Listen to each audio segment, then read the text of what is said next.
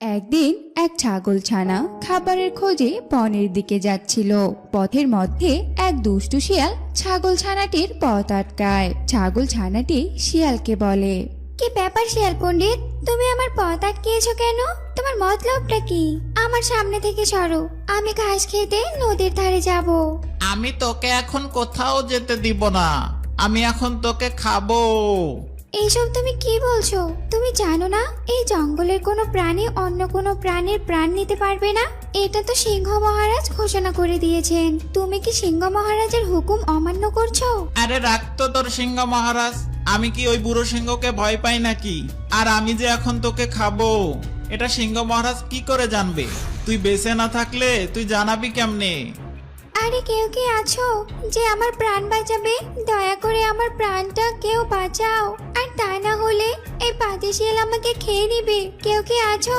দয়া করে আমাকে সাহায্য করো, বাঁচাও, কেউ কেউ আমাকে বাঁচাও। হা হা হা, কেউ আসবে না, যতই চেঁচাস না কেন। আজ তোকে আমার হাত থেকে কেউ বাঁচাতে পারবে না। আর হঠাৎ করে সেখানে এক কাকাতুয়া পাখি চলে আসে আর শিয়ালকে বলে, এ কি করছো? এ কি শিয়াল পণ্ডিত, তুমি ছাগলছানাকে কেন খেতে যাচ্ছ? তুমি কি সিংহ মহারাজের হুকুম অমান্য করতে যাচ্ছ?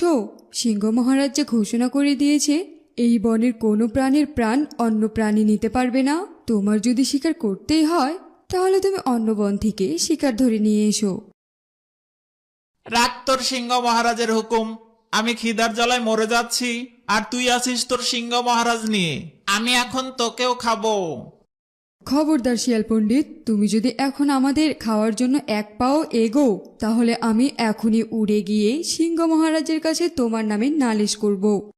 এই সেরেছে, কাকাতুয়া যে উঠতে পারে আমি সেটা তো ভুলেই গিয়েছিলাম। যদি সে উড়ে গিয়ে আমার নামে সিংহ মহারাজের কাছে নালিশ করে তাহলে তো আজ আমার রক্ষা নেই। তার চেয়ে বরং এখান থেকে কেটে পড়ি, সেটাই ভালো হবে। এরপর শিয়াল সেখান থেকে লেজ গুটিয়ে পালিয়ে যায়। ধন্যবাদ কাকাতুয়া দিদি, তুমি আজ এখানে না আসলে এই দুষ্ট শিয়াল আজ আমার প্রাণটাই নিয়ে নিত।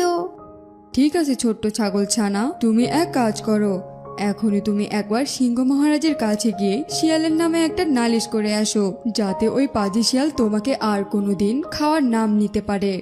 তুমি ঠিকই বলেছো কাকাতুয়া দিদি, আমি এখনই যাচ্ছি সিংহ মহারাজের কাছে, দেখি সে কি বিচার করে। এই বলে ছাগলছানা সেখান থেকে চলে যায়। আর কিছুক্ষণ পর ছাগলছানা সিংহ মহারাজ